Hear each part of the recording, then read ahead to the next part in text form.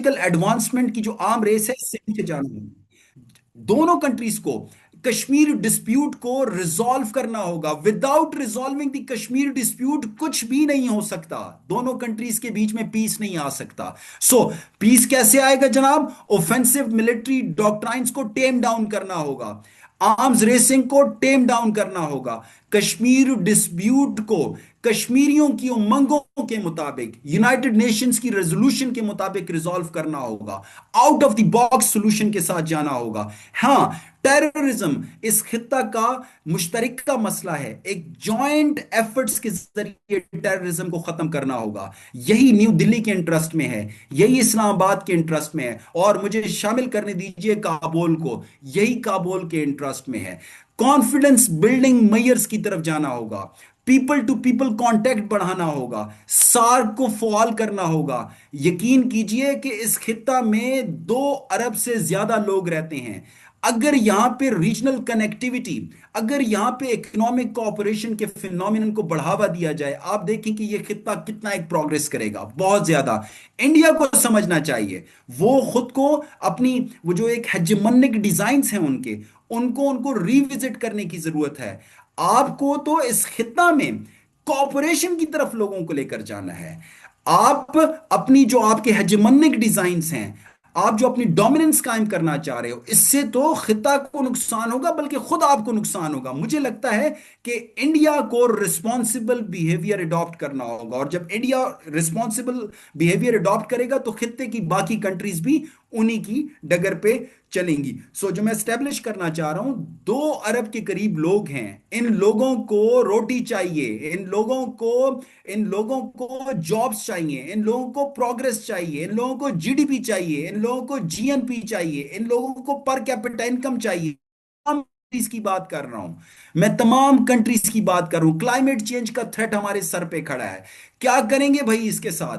हमें मिल के climate change के थ्रेट को टैकल करना होगा, जॉइंट एफर्ट के साथ चलना होगा। आप, इंडिया ने सस्पेंड किया इंडस वाटर ट्रीटी को, कितना गलत, और वो भी यूनिलैटरली, कितना गलत डिसीजन लिया भाई। खित्ता पहले ही क्लाइमेट चेंज के इंपैक्ट को भुगत रहा है, और आपके जो ये रवैया है, आप एक तरफ कभी ऑफेंसिव लॉन्च कर रहे हो, कभी मिलिट्री का यूज कर रहे हो, कभी इंडस वाटर ट्रीटी को सस्पेंड कर रहे हो, यूनिलैटरल एक्शन ले रहे हो, करना क्या चाह रहे हो? So what I want to conclude is, तमाम कंट्रीज को तमाम कंट्रीज को जिम्मेदारी के साथ आगे बढ़ना होगा, और यकीनन अपनी अपनी डोमेस्टिक कंडीशंस को, चाहे वो पॉलिटिकल हैं, चाहे वो इकोनॉमिक हैं, चाहे सिक्योरिटी हैं, अपने मामलात को दुरुस्त करना होगा। और साथ में United States of America need to play its role as a crisis manager. United States of America का जो क्राइसिस मैनेजर का रोल था, अभी आप देखें कि रियासत पाकिस्तान ने ट्रंप को, प्रेसिडेंट ट्रंप को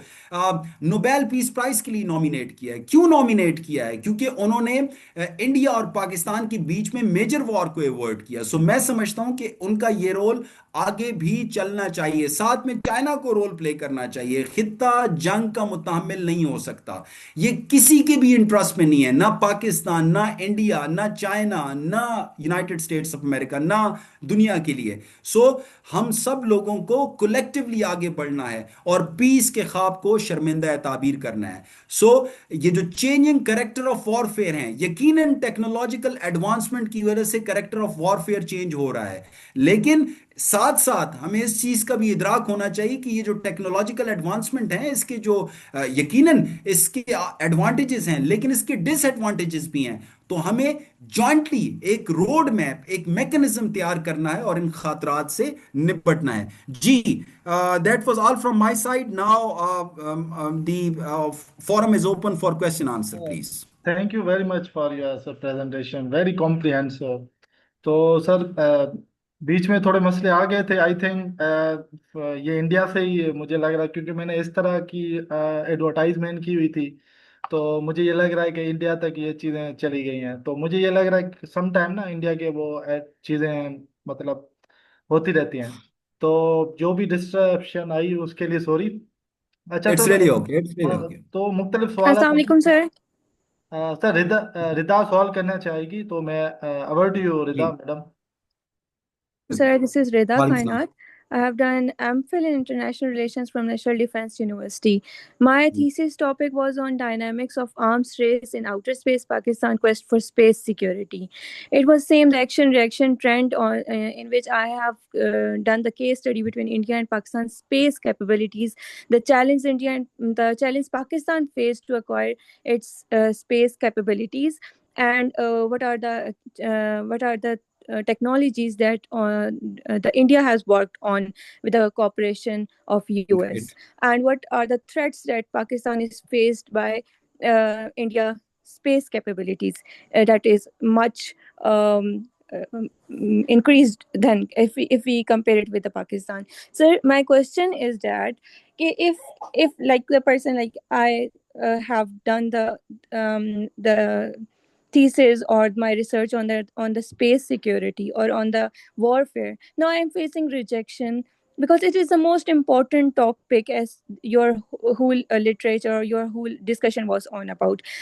But if we are doing work on this India Pakistan studies, the thing that the rejections we are facing is that now states are working on the development, like the climate change, like the other development sectors, and we are still working on the India and Pakistan. So when we applied for the scholarships or the PhD, they're saying still you are working on the India Pakistan war domain, and people are working on the development sector. So what should we do now, where we have to move our literature from the if we have done previous research on the India or Pakistan strategic domain, now what should we do for it?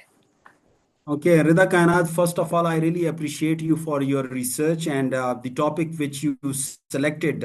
It is indeed technical and so much intricacies and complexities are involved in it. So I must appreciate you for selecting this important topic. Now, you are saying that we are facing rejections. Uh, Let me express rejections are normal.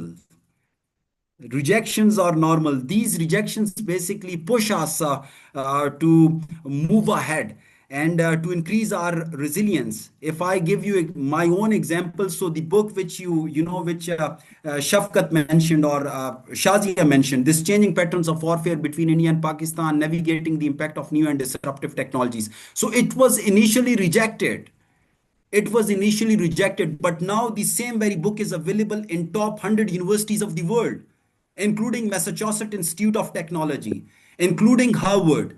You just name a top university, that book is available in their library. And it is also available in US Congress. It is available in the British Parliament. It is available in European Union Parliament.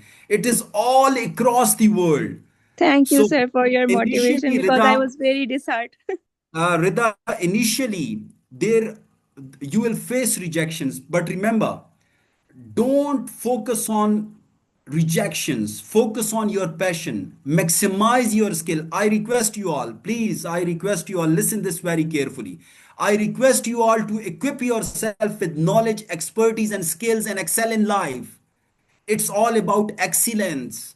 Thank you, Acquire sir, for your excellence. motivating words. जब आप Thank you. Excellence हासिल करेंगे तो दुनिया आपको खुद बुलाएगी. आपको मालूम होना चाहिए, ये शफकत भाई को ने जब मुझे इनवाइट किया तो इससे पहले मुझे पाकिस्तान के ठीक है, मुख्तलिफ यूनिवर्सिटीज में मैं टॉक देने जाता हूँ, नो डाउट अबाउट इट, लेकिन मुझे जो प्रेज मिली पहले बाहर से मिली. First I was invited in East Asia think tank, then United Kingdom think tank, then I was invited by United States of America, and the university is National Defense University, Washington DC, where I delivered the talk on I will be delivering the talk on artificial intelligence and these offensive military doctrines. So to conclude, ताकि हम बाकियों को भी मौका दें, रिदा, focus on positive, focus on your passion. एक दफा इतनी मेहनत कीजिए कि वो आपकी अखीर हो.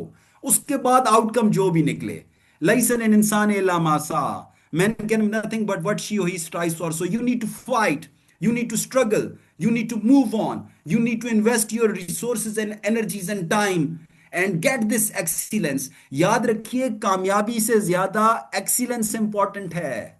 एक्सीलेंस हासिल कीजिए और चार पांच स्किल्स सीखिए. पांच skills. First, The most important one, how to think. How to think. And you will be getting this skill of how to think by acquiring the skill of how to read.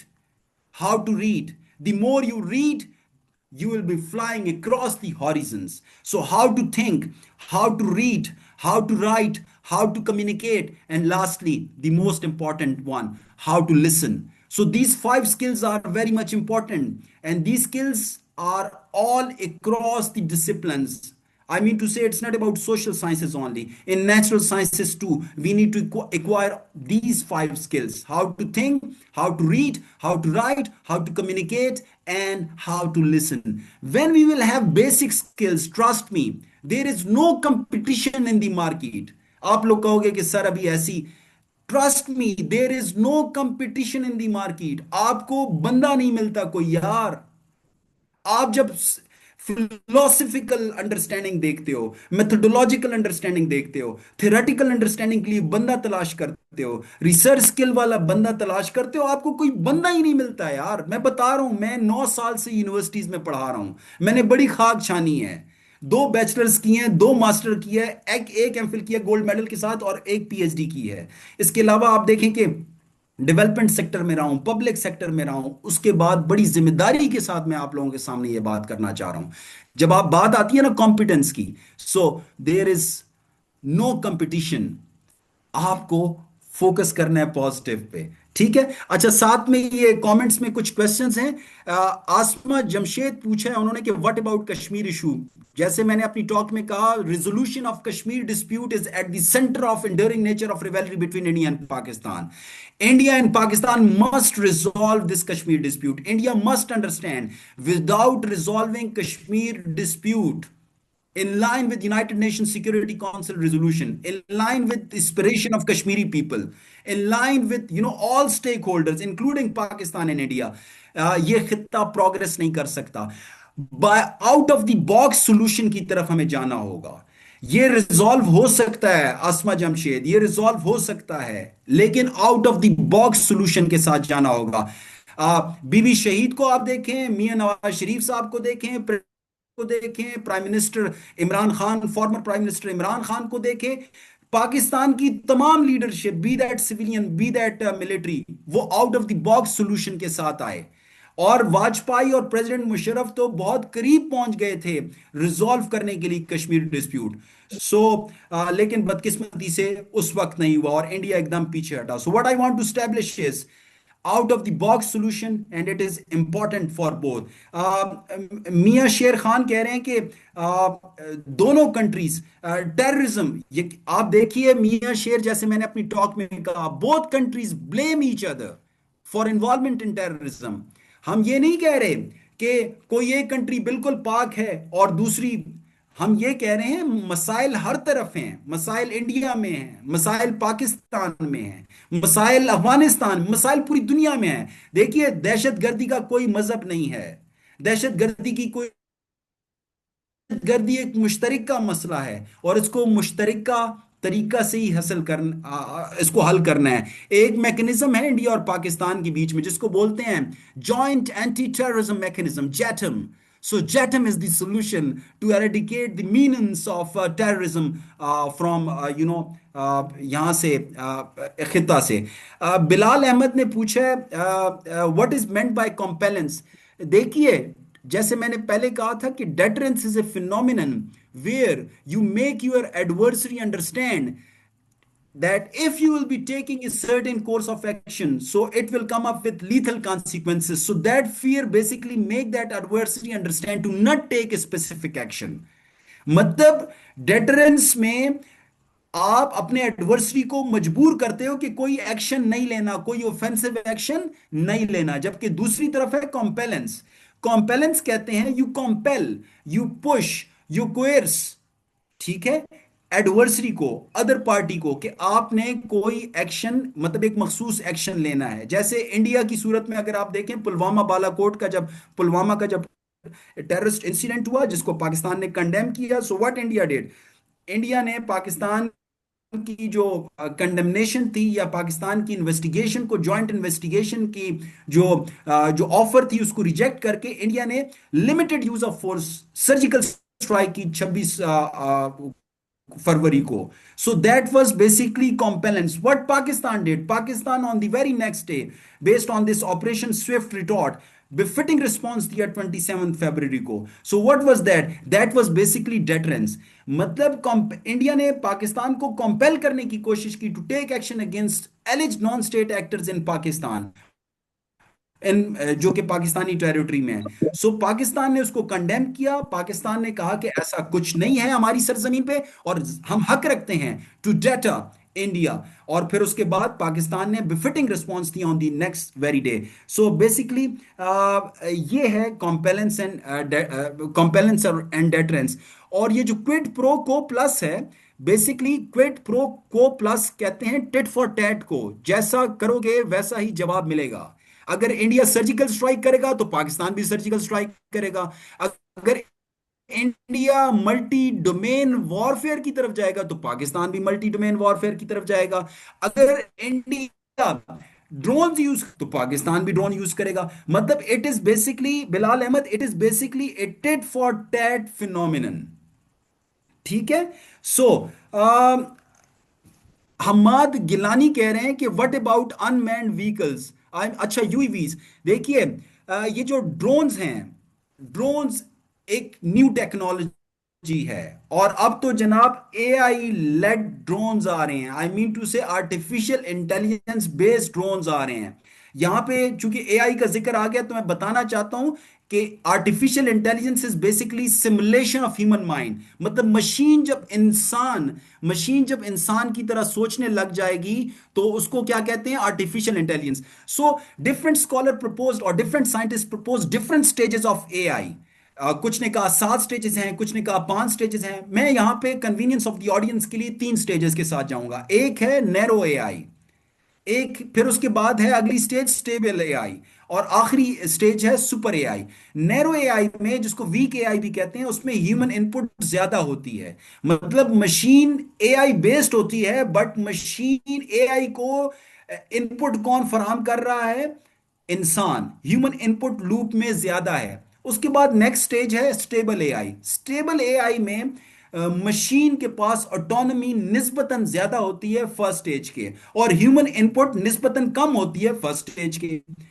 तीसरी stage है super AI. Super AI में machines will be deciding themselves when to kill, where to kill, how to kill. So it will be the world of machines.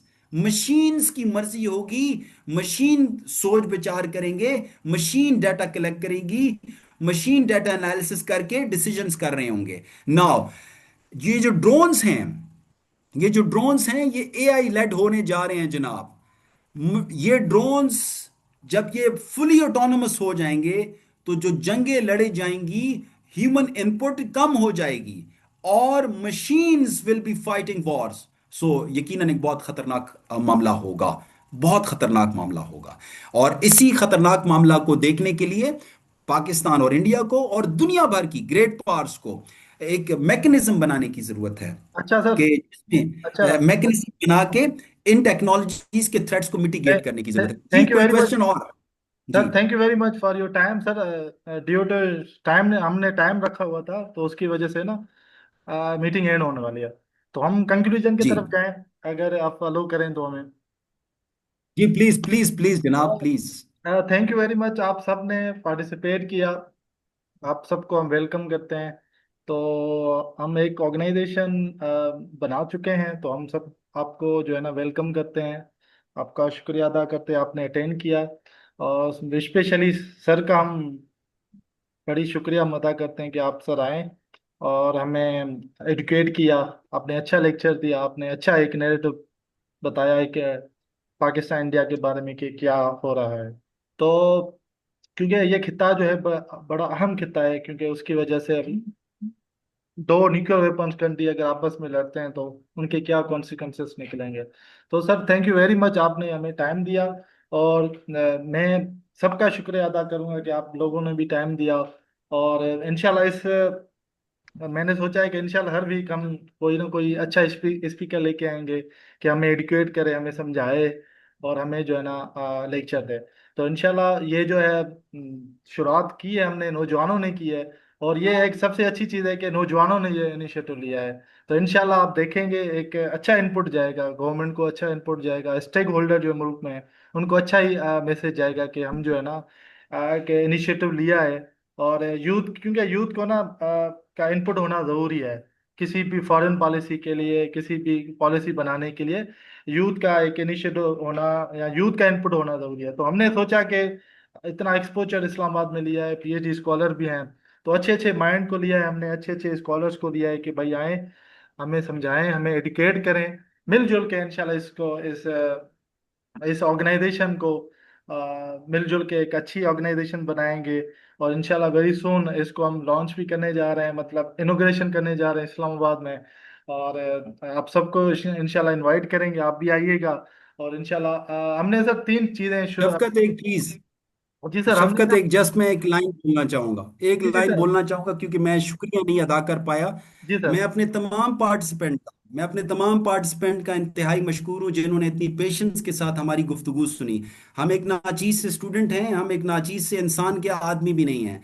तो आप लोगों का प्यार और आप लोगों की पेशेंस और आप लोगों की अंडरस्टैंडिंग और आप जिस तरीका से आपने इस पूरे सेशन को आप लोग लेकर गए, मैं आप सबका बहुत मशकूर हूँ। याद रखिएगा, remain positive, be calm, stay stay stick to your गोल।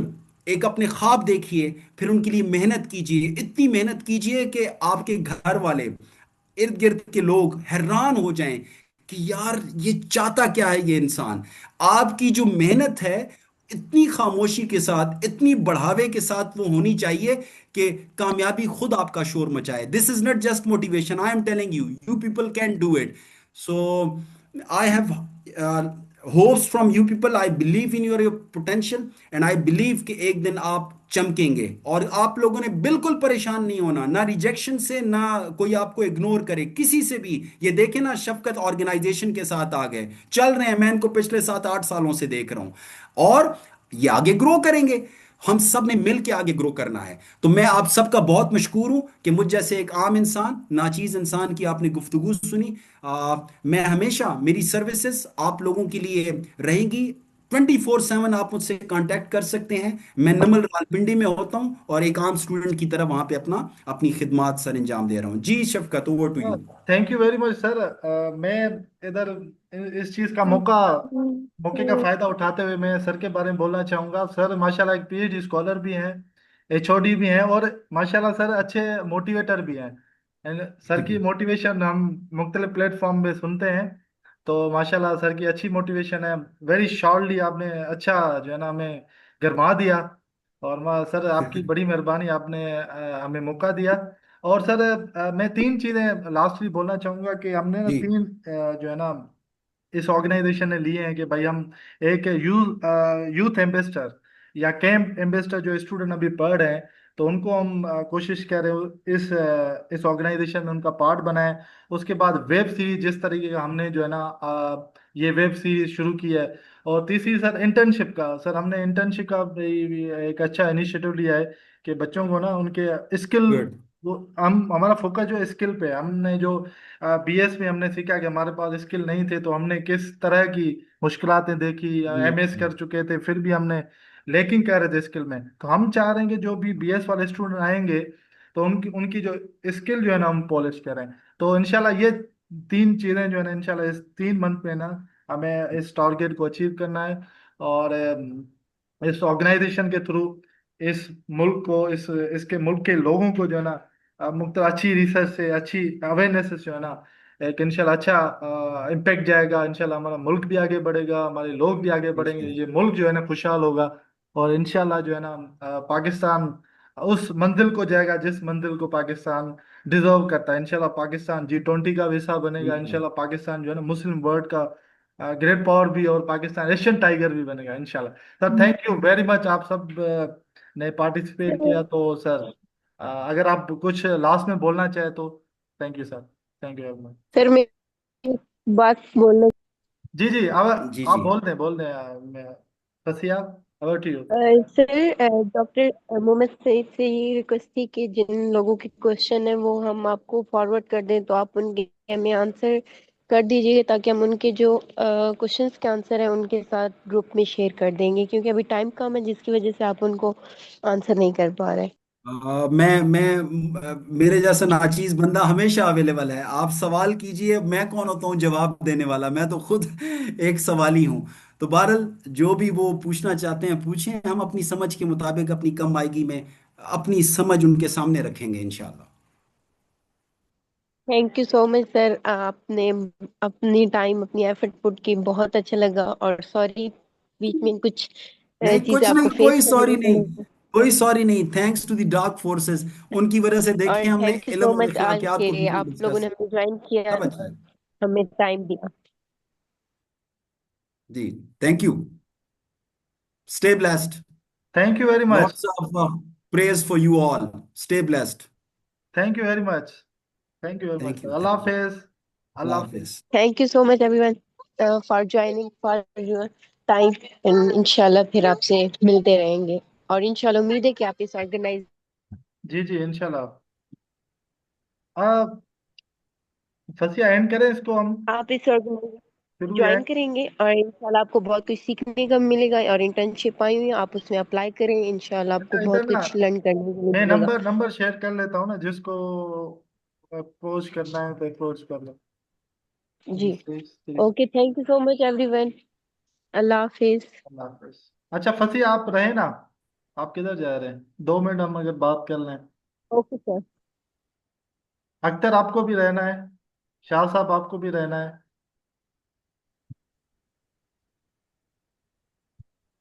जी मैं इधर हुआ, बात करें जो भी कहना चाहते हैं। हाँ, या हम कॉल पे बात कर लेते हैं ना, ग्रुप में। सही है, हम इसको एंड करते हैं। थैंक यू वेरी हाँ मच। ठीक है, थैंक यू वेरी आपने मच। बात thank you very much. Thank